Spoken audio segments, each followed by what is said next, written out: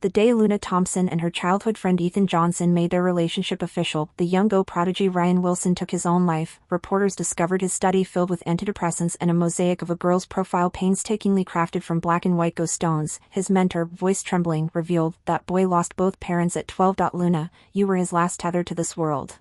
When I reopened my eyes, I found myself back at that ill-fated truth or dare game where Ethan's secret boyfriend suggested we post that cursed announcement. Ryan's 7 consecutive victories against legendary players had sparked global frenzy. His signature black trench coat, devastatingly handsome features, and icy demeanor dominated every video platform, amassing legions of admirers. During his post-victory livestream, a rookie reporter dared ask, "Mr. Wilson, your new fans are curious about your relationship status. Care to share?" Colleagues tugged at her sleeve, whispering warnings.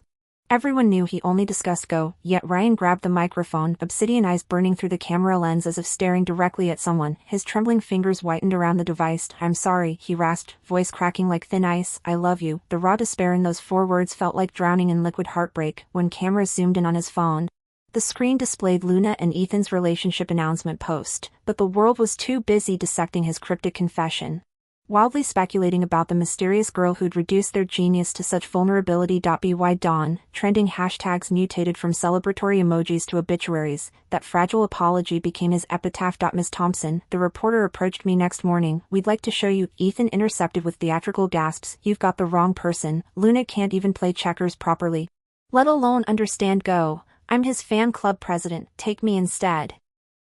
Though I kicked his shin, I couldn't argue. Ryan existed in a stratosphere I'd never occupied, just this silent genius from my peripheral vision. Until we entered his suburban apartment. The study wall stopped my breath, a floor-to-ceiling mosaic of my profile in ghost stones. Every strand of hair rendered with obsessive precision. Glass displays held my broken strawberry hairpin, half-eaten mango snacks, even the crumpled note I'd tossed out a classroom window years ago. Damn. Why do guys look so hot in trench coats? My discarded trash became his treasures, while championship trophies gathered dust in corners. "He needed your photos to sleep," his red-eyed mentor explained. "After seeing your post," the old man gestured at antidepressants lining the shelves. "You were his lifeline since he witnessed his parents' murder-suicide at 12. As I opened my mouth to ask why me, white-hot pain exploded behind my eyes. I awoke to graduation party chaos. Ethan was live-streaming Ryan's interview while drafting our fake announcement on my phone. "Don't post that." I lunged, too late. On screen, Ryan set down his phone, jaw tightening as staff ushered him toward reporters. Panicking, I hailed a cab to the Go studio while video calling him. When he answered, his voice held breathless wonder. "Luna?" My name in that velvet baritone sparked unexpected electricity. The post was a stupid dare. "I'm coming to explain, wait for me." The line went dead. Through the taxi window, neon lights blurred into streaks as his apartment's suburban darkness loomed ahead, somewhere between my racing heartbeat and the driver's confused GPS. I realized this time, I'd make sure he never stopped waiting. The line went silent for 5 seconds. If I hadn't heard Ryan's increasingly ragged breathing and that trembling okay at the end, I might have thought I'd arrived too late again. Hanging up, I leaned back against the car seat and closed my eyes. Ryan, I needed to see just how far this madness went. Brilliant future, prodigy status, wealth, prestige, even his bone-deep love for chess abandoned without hesitation. By the time I reached the chess club, reporters had already left. Ethan had posted on social media during my drive, "Since when does Ryan cancel interviews after taking a call? Which modern-day Circe is distracting our chess god from his duties?" I instantly commented, "Maybe you know this Circe." Ethan fired back, "Who? Emily? Well, can't blame him then. Different preferences, but hey, we're all men here." The autumn wind bit through my coat. Under the street lamp stood Ryan in his long black coat, pale skin glowing in the fluorescent light. At 6 feet 1 inch with broad shoulders and that athlete's build honed from years of competitive swimming, he looked like a living sculpture. No wonder those tournament videos went viral. Our eyes met. Ryan's usually icy gaze suddenly sparkled. lips curving into dimpled smiles that transformed his face. The intensity reminded me of a starving wolf spotting prey after weeks in frozen wilderness. "Senior," he began, voice rough. "You can call me Luna," I said, tilting my chin up. His ears flushed pink, dark lashes fluttering as he muttered acknowledgement. The reaction made me feel like some seasoned seductress despite being the one holding his gaze. Ethan always claimed mistletoe eyes and naturally flirty voice made me seem more like a campus heartbreaker than an honor roll student. "Why wait outside in the cold?" I asked. "Wait?" Coach Miller emerged from the club, chuckling.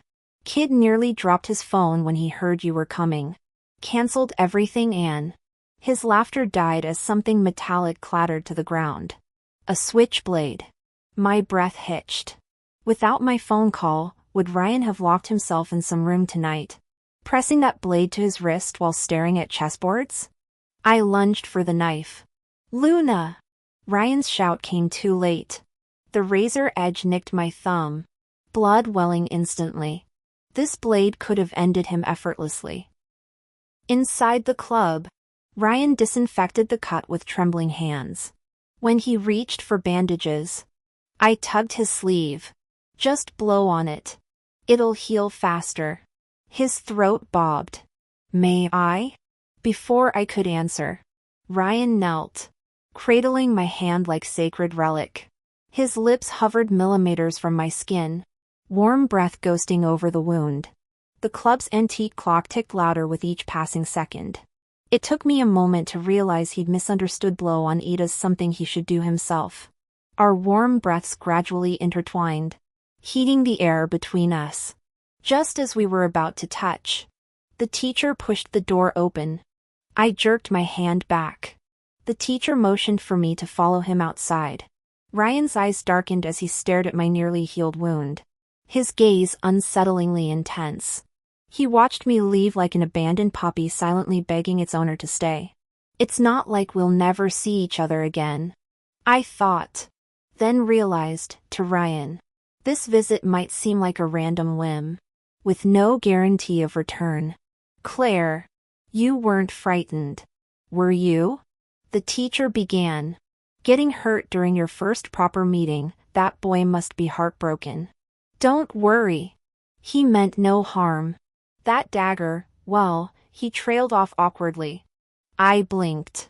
"It's okay, Master. I already know." His face registered shock. "You know? Did Ryan tell you?" "No.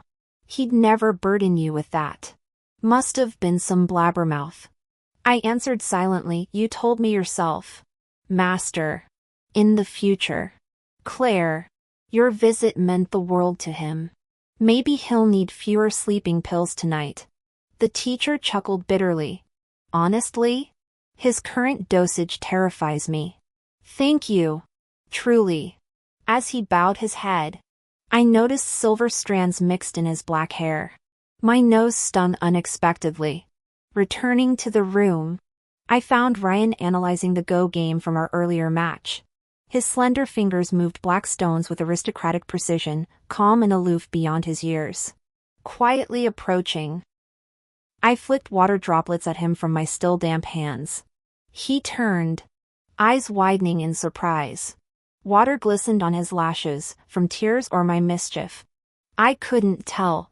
Up close, I noticed an identical cut on his fingertip. Go players should protect their hands better, I blurted out. Ryan scrambled to hide his hands behind his back. "Luna, don't you dare apologize." My attempt at sternness came out embarrassingly tender. Changing subjects, I pointed to the dagger displayed on the shelf. "Why keep this here? It carries your scent now." His honesty caught me off guard. I could picture him enshrining it in his study's glass case. The room suddenly felt warmer despite the chill. After a pause, I asked, "Are you coming to next month's high school gathering?" "Luna, you don't hate me?" His voice wavered. "Do you want me to?" "No." Teasing. I leaned closer. "Then you want me to like you?" "Luna," His grip tightened around a ghost stone. Throat working. Realizing I'd pushed too far, I stepped back. Get some proper sleep tonight. Try skipping the pills. Okay. His crestfallen expression mirrored a drenched stray dog. When I reached up, he instinctively bent for me to ruffle his soft hair. So obedient. Would you refuse me anything? No. His immediate answer left me speechless. The boy smiled faintly. Voice raw with determination, I'd do anything for you. Luna. Cold wind swept through the window as my heart raced again. Then Ryan. I order you to live well. The month flew by between classes. From Ethan, I'd gathered more intel about Ryan than I'd ever known about myself. He understood me completely, while he remained an enigma. The information gap sparked my competitive spirit. Every time I went to the chess club, Ryan would silently play while I sat nearby like a new fan catching up on background lore. The prodigy who debuted at 12, won world champion at 17, always chose black pieces. His expression remained unreadable regardless of game dynamics. Patiently waiting for opponents to rise first post-match. He declined all non-chess interviews and donated half his prize money annually to Hope Elementary, even founding an underage anti-domestic violence organization privately. During study breaks, I'd steal glances at Ryan to recharge. Once, he suddenly turned while I was staring. Our eyes locked, dark pools disturbed by a pebble's ripple. He set down his piece, facing me fully. Luna, he offered. Watch first. I'll resume after. Seizing the moment, I shamelessly eyed his abdomen. Can I touch your abs? Yes. He fractured the word into awkward syllables. I fake pouted. Ryan, do you ever say no? Want to, not? Too late. I scrubbed my palm over his shirt fabric before withdrawing. All yours. Ryan's ears burned crimson as he stood abruptly. Restroom break. Meanwhile, Ethan bombarded me with fresh gossip links. Viral rumors claimed the girl who'd called Ryan to cancel his press conference was his high school sweetheart.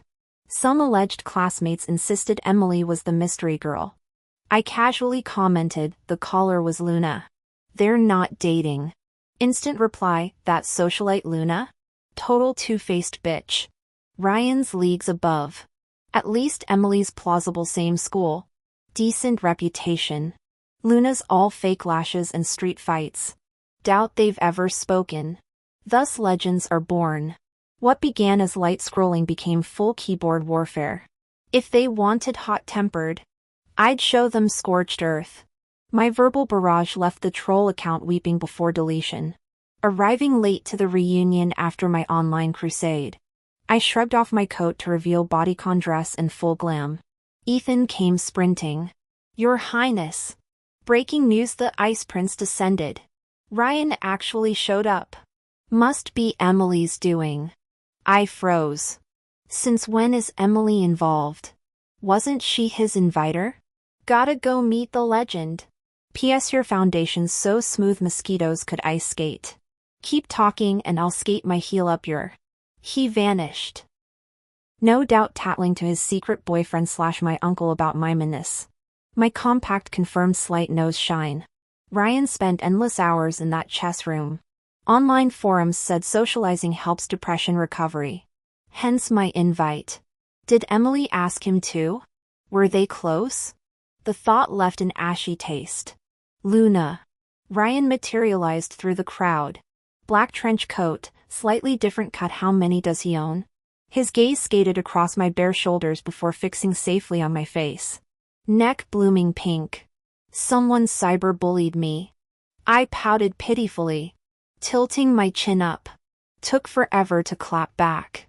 My makeup's ruined. Isn't it? Never. His throat worked. You're always perfect. Ryan, I'm starving. I'll get strawberry shortcake and mango pudding. At this point, Ryan, knowing my dessert obsessions, barely registered. After spending some time together, I realized this person knew me with unsettling depth. Master Wilson. So this is where you've been. Before Ryan could move, a swarm of girls surrounded him. Emily stood at the center in an oversized school uniform, her high ponytail swaying as she blinked doe-eyed innocence from her makeup-free oval face. The warmth in Ryan's obsidian eyes evaporated, replaced by his trademark camera-ready politeness. Master Wilson, you're always flying for tournaments. A girl chirped, nudging Emily forward. We only get to see you because Emily arranges it. So, how far have you two really gone? Emily tugged her friend's sleeve with theatrical shyness. The girl giggled conspiratorially. Don't worry. We'll keep your secret. My apologies. Emily and I aren't acquainted. Ryan's curt nod barely concealed his impatience to escape.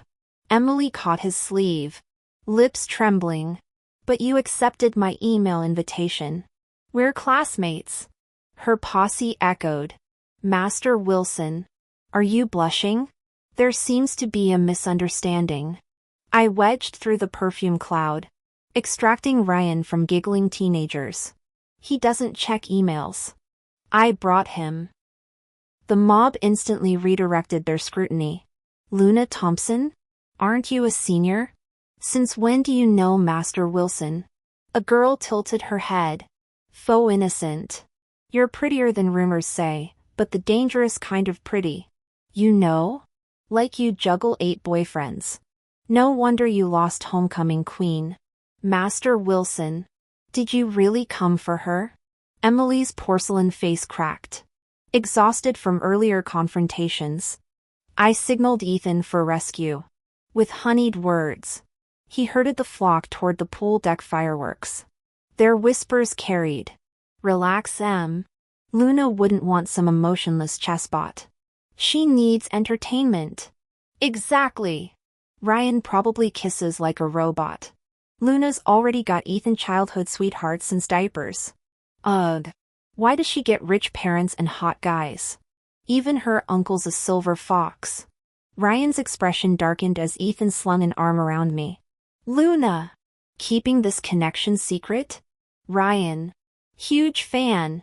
Your Osaka endgame? Chef's kiss. He yelped when I elbowed him. What's your damage? Woman? The ruby birthmark near Ryan's eye burned crimson as he observed our scuffle. Though his face remained neutral, something vulnerable shimmered beneath his lashes, a wounded prince watching his jester steal the court. Let me fetch you refreshments. Ryan offered with strained civility, fleeting shadows haunting his smile. Ethan exploded before I could respond. You're making a world champion play waiter? Those hands belong on championship boards. Not trays. My bad. Ryan. I'll handle it. He texted me mid-retreat, dude staring daggers. Am I hallucinating or is Chessbot 3000 jealous? When the commotion faded, I traced Ryan's clenched fist. His palm bloomed violet bruises against marble skin. You actually believed their nonsense? Only your words matter. His voice roughened. See? You can be smooth when... Suddenly pressed against shadowed ivy walls. I inhaled his soap and sweat scent. Ryan trembled like overstrung cello strings, murmuring against my ear. Let me be selfish, just this once. His embrace fused steel restraint with devastating tenderness, caging me yet cushioning my back, erasing Ethan's touch by burying his face in my shoulder, each breath seared through fabric, lips grazing skin like he could exorcise memories through sheer will. But I'd been held before, never like this, heartbeat galloping, knees liquefying, every nerve singing as his warmth seeped into my bones. The poolside fireworks began, painting his anguish in fleeting technicolor. Just a wall away, Ethan was holding a tray searching for his idol. Where did she disappear so quickly? Hey Ryan, have you seen Luna? The bitter laugh across from him responded Ethan. You know Luna's temperament. I haven't seen her since we broke up. Ryan stiffened. I could feel his breathing intensify, each exhale pounding against my eardrum. His teeth grazed my shoulder with controlled pressure as his arm around my waist tensed with visible veins from restraint. Biting my lip to suppress sounds, I whispered bye. His ear, it lasted one day. We never held hands. I barely remember his face or name, I swear. As Ethan's footsteps faded, Ryan gradually released me, his flushed face and disheveled collar mirroring my own disarray. His intense gaze reminded me of how he studied chessboards, glasses absorbing all light like black holes. Did I scare you, Luna? I shook then nodded, concerned. Your coach said the medication's dangerous.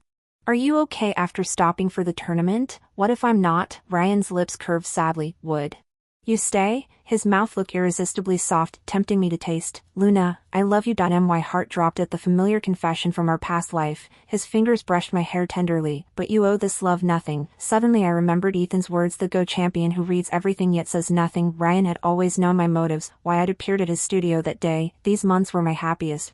Ryan confessed hoarsely. I grew greedy, wanting more until, this memory must sustain me through life without you. Let me keep this. Luna. Gods shouldn't be chained. His burning devotion reminded me of fanatics kneeling before altars. As classmates departed, Ryan draped his coat over me, carefully adjusting my cartoon pig scarf. Winds picking up. Walking back, I finally asked, why love someone like me? Impatient. Spoiled. Dramatic. Ryan slowed. Don't you remember? My guilty silence answered. 12. Bloodied from beatings. I stumbled before your Rolls Royce. His youthful face superimposed over the memory. You gave me steamed buns and Go Club membership. I recalled our family fight over 6 years of Go lessons. The fragrant buns meant to placate me. Through blood-caked eyes. Young Ryan's gaze had shone brighter than gemstones. Passers-by warned my parents, leave him. Daily occurrence. Don't get sued. You outsiders are new here and don't know the full story. His mother originally planned to divorce his father and didn't want kids. But then he came along and trapped her. Even abortion pills couldn't kill him. That kid's been cursed since birth. Probably some kind of bad omen. Since you're business people, you should stay far away from him. Wouldn't want that misfortune rubbing off on you. My parents exchanged uneasy glances at the warning. Amid the commotion, I opened the car door and handed a steaming box of pork buns to the bloodied boy who looked about my age. Why were your parents hitting you? He shook his head, eyes glued to the food as he swallowed hard. They're for you. Eat before they get cold. Thanks. He devoured the buns with grimy hands, barely chewing. Your eyes are striking, the dark parts like ink. The whites like moonlight. Wait. Black and white, that's Go stones. I pulled out the 6-year membership card my parents had just bought. Ryan's dad forced him into Go classes to boost IQ. So now mine are making me go too. But the board gives me migraines. You take these lessons seriously. Learn well. Then teach me afterward. They provide meals anyway. The boy pinched the edge of the card like it might stain my clothes, hesitating before accepting it. After a long pause, he murmured, everyone thinks my existence is a mistake. They all want me gone. Don't you dare die. Why? His tear-clumped lashes lifted. You're pretty now. And you'll be gorgeous when you grow up. If you become a famous Go player, millions could admire you on TV. Dying young would rob the world of that beauty. I can't allow such a loss. I meant it as a joke, but ended up giggling first. A slow, fragile smile broke through his tears. I gaped stupidly at that breathtaking expression before adding, don't listen to them. I ace every exam. Yet classmates call me a delinquent cheater. They even deduct conduct points because my lips are naturally red, accuse me of wearing lipstick. All that curse or blessing nonsense is superstition. Nobody's born guilty under materialism. What's your name? Luna. Luna like tree branches. Before I could ask his name, my parents yanked me away, scrubbing my hands with alcohol wipes in the car. Mom fretted. When will you stop befriending strangers? What if he had some disease? Last month you chatted up that flight attendant so long she nearly missed her plane. Arguing with her. I missed seeing the boy sprinting after our car for blocks. Never guessed he'd spend 5 years lurking in shadows like my personal ghost, battling depression while monitoring my every move. He'd later painstakingly find my social media, only to silently watch my posts, never daring to message. The day after Ryan left for an international tournament, his face dominated every billboard. His meteoric rise should have felt triumphant. Yet my chest kept aching with hollowness. Under Ethan's interrogation, I reluctantly summarized recent events. Luna, you're skipping the crucial question. Ethan waved before my dazed eyes. I'm watching Ryan's match. He's struggling here. Leaning against the wall. Ethan fiddled with his earring. Seriously. Have you considered whether you actually like the Go prodigy? All your past relationships were jokes. This might be your first real crush. Are you scared? We've known each other since diapers. You're definitely into him. Hell. You even used me as part of your little game during gatherings. He spat the last words. A deep voice called outside Ethan. We'll miss the movie. Ethan cleared his throat. Say, Prince. Please come out. Uncle's icy retort came. I canceled an executive meeting for this. Think I enjoy being your dirty secret at my age? Be out in 30 seconds or don't bother. Ethan instantly deflated. Luna. He sighed while leaving. How did my brilliant, gorgeous idol end up blind for you? I wonder how my tycoon uncle tolerates you. Playboy. Remember, you're legal now. He's got new ways to torture you. Damn Thompsons and your sadistic, baby. I wasn't talking about you or Luna. I meant that cheating scumbag Chad. Ha ha. The slam of the door echoed. On screen, Ryan lost the first match. His profile stone cold as comments exploded with vitriol. I stared at the travel app for exactly 60 seconds before booking the earliest flight to his competition country. Grabbing my jacket, I bolted out. Ethan was right, what I felt for Ryan was crystal clear. I was accustomed to playful banter. But suddenly facing such intense and sincere affection left me flustered. Yet my racing heartbeat couldn't lie. Ryan Wilson. The call connected instantly. His voice low and tender. Luna. I'm allowed to lose sometimes. Right? Of course you are. Ignore the online chatter. You've won so many matches already, let others have their moment. Save some face for the veterans. Okay? Airport announcements interrupted us. I've got to go. Wait, Ryan blurted out. Then paused awkwardly before regaining composure. Never mind. Safe travels. Luna. Hanging up. I sensed something off. Texting his coach. I received, Claire. The kid's struggling with separation anxiety. Mixing too many meds might be fogging his mind. Don't take it personally. Me, any specific symptoms? Coach, after sleeping pills. He often hallucinates you're dating, calls your photos wifey. Does that count? After landing, I rushed to Ryan's hotel. Before texting him, I spotted him in the lobby with a mixed-race girl resembling a porcelain doll. Her accented Mandarin bubbled, Master Ryan. May I pursue you? Apologies. No. Why? Are you taken? Yes. Then why not confess? Did she reject you? She gasped. Sorry. Didn't mean to pry. No offense taken. Could I get your contact? When you stop liking her. That day won't come. She giggled. Everything expires, even premium milk passes its sell-by date. Ryan's lips quirked. Milk sours. Bread molds. My feelings won't. Even if she never loves you back. Even then. As staff escorted her out, Ryan produced a cigarette. Spotting me mid-spark, he snapped it in half. Snowflakes dusted his shoulders. Luna? Spreading my arms mischievously, expected wifey. Poor thing. Come here. Let big sis hug you. His eyes reddened. Feet rooted. Ryan. I missed you. I embraced his lean waist. Inhaling faint whiskey notes, odd. Since he abstained, my heart ached like pickled ginger. Gazing up earnestly, I'm not here to save you. Ryan Wilson. I'm here to love you. Chase me. Or let me chase you. No pity. No guilt. I want you, every way. Clear enough? He bolted. At least Photoshop my pics. I yelled after. Later. Ryan silently took my luggage, checking me in personally. Staff gawked as the chess prodigy handled mundane tasks.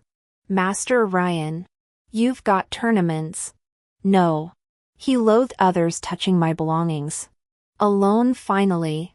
He avoided eye contact. Rest well, Luna. My first confession left me jittery. Yet I couldn't press him. Just watched him methodically arrange my suite. Pulse racing like a caged rabbit. I blocked the exit, pressing Ryan against the doorframe as I seized his hand, mimicking the staff's professional tone. I teased. I specifically chose the first snowfall to confess. The least you could do is react. My words dissolved when his lips found mine. Beyond the frosted windows, snow swirled in frenzied patterns while heat bloomed between us. Breathless gasps intertwined as my fingers tangled in his hair. Tears of overwhelm pricking my eyes. His graveled whisper brushed my ear. Luna. Breathe. Though he'd been the one drinking wine, I felt intoxicated. Time liquefied until oxygen finally flooded my burning lungs. My tingling lips still chasing his, collapsing against him like a beached mermaid. I rasped. Let me be delusional. Since when do devotees need permission to claim their deity? Warm droplets seeped through my sweater where his face buried against my neck. Forgive me. Ryan choked out. That month's memories, they're not enough. I need you. God. I've needed you for years. I kissed the shell of his ear. We agreed never those 3 words. Try the ones I actually want to hear. I love you. And I love you. I sighed, cradling the man who'd waited 5 agonizing years in darkness while I remained oblivious. Our foreheads touched as snow continued its silent dance outside. We'd have decades more to make up for lost time. This first snowfall was merely the prologue.